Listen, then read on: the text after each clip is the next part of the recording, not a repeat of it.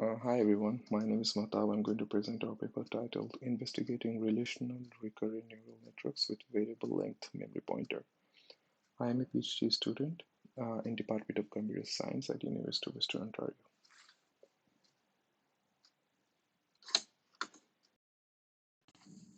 Memory-based neural networks can remember information for a longer period of time while modeling temporal data. LSTMs and GRs actually tend to forget about things when the sequence length is too long. So that's why memory-based neural networks are very important, because it has a separate memory which can keep track of the information for a longer period of time, even though the sequence length is too long. So in this study, we designed a relational memory core using standard multi-head self-attention mechanism and variable length memory pointer concept.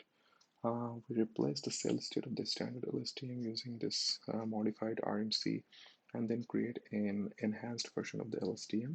We further designed a sentence pair modeling architecture using this enhanced LSTM. We evaluated our architecture on 4 different tasks, and we achieved state-of-the-art performance on one of them and on-par performance on the rest of the 3.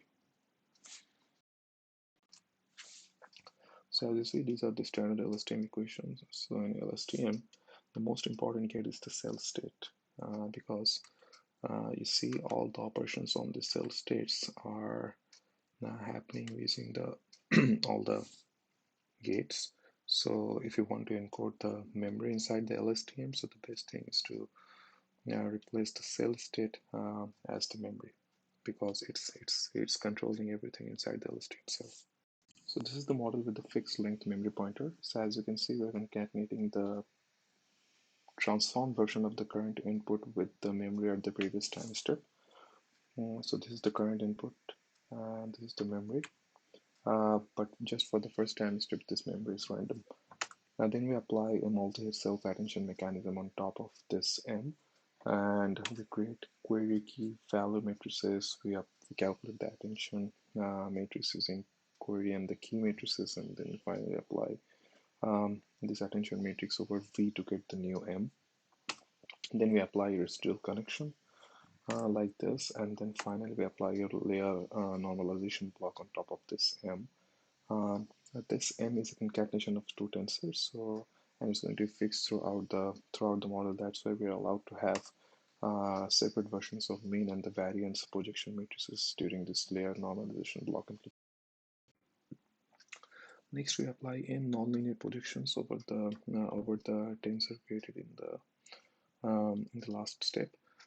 So you see the HT means the M from the last slide, and you see as you can see there are 2 linear transformations. So N is actually 2 here, and as F we're using the ReLU as the activation function.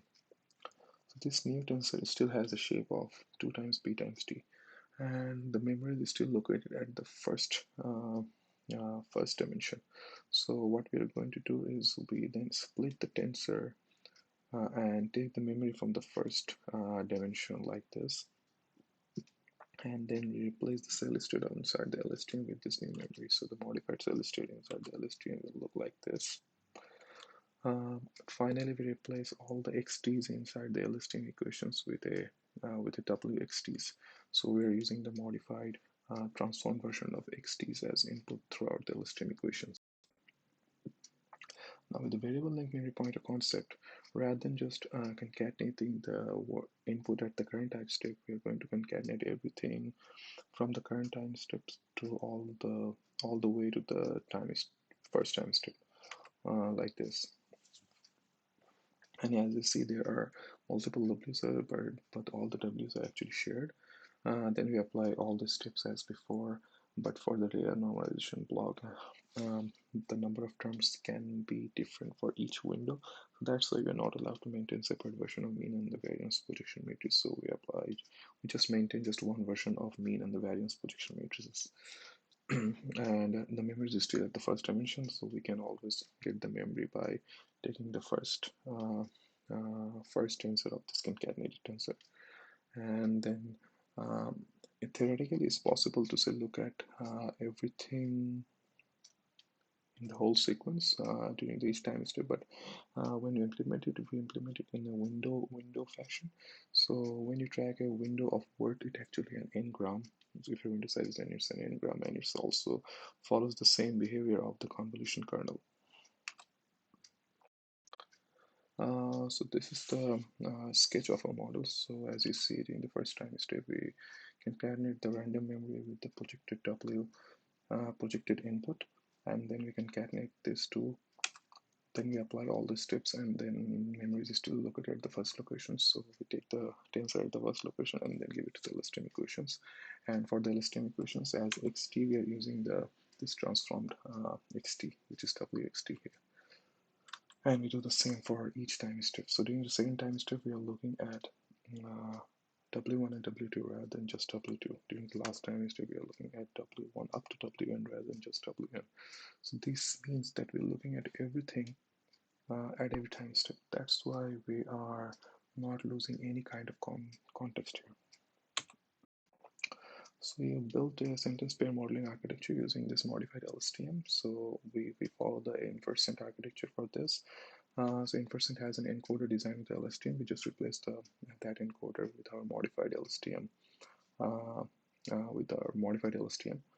based encoder, because our LSTM has the RMC encoded as the cell state here.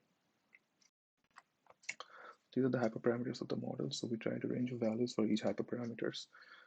As you see, for batch size, we tried 10, 16, 15, but 16 works actually better for us than we tried hidden dimension as 256, 512, and 1024, but 1024 worked better for us. So all the hyperparameters values that work for us are actually bold-faced here. These are the experimental results of our model.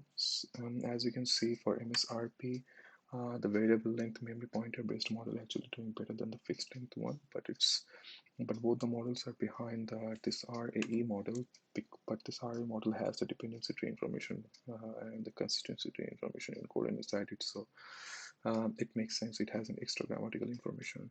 That's why it's doing better. For AI228 grade data set, both of our fixed length and the variable length memory pointer based model are doing kind of same. But we are behind the bi-LSTM prediction layer based model and the convent encoder model. For SIG-E, the fixed length memory pointer based model is getting state of the art performance against all the models. And for SIG-R, variable length memory pointer is doing much better than the fixed length memory pointer based model. But as you can see,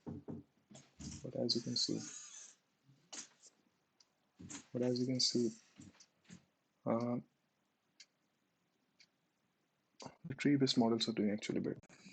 So this is the way our model actually compares both the sentences. So in the left sentence, the content portion is Virginia Attorney General's office, and in the right sentence, the content portion is Virginia, including Deputy Attorney General.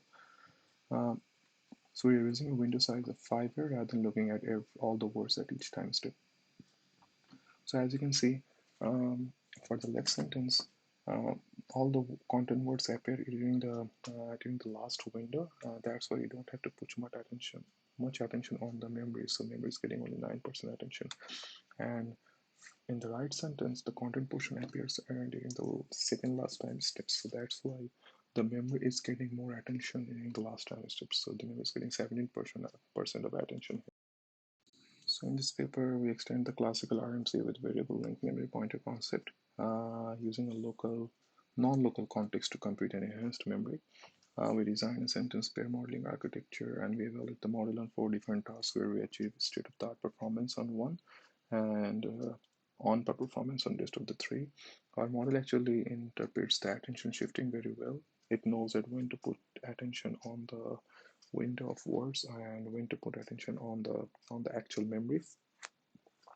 Also, the memory pointer length does not follow uniform pattern across all dataset, which makes it an interesting area to explore for the future studies. Thank you.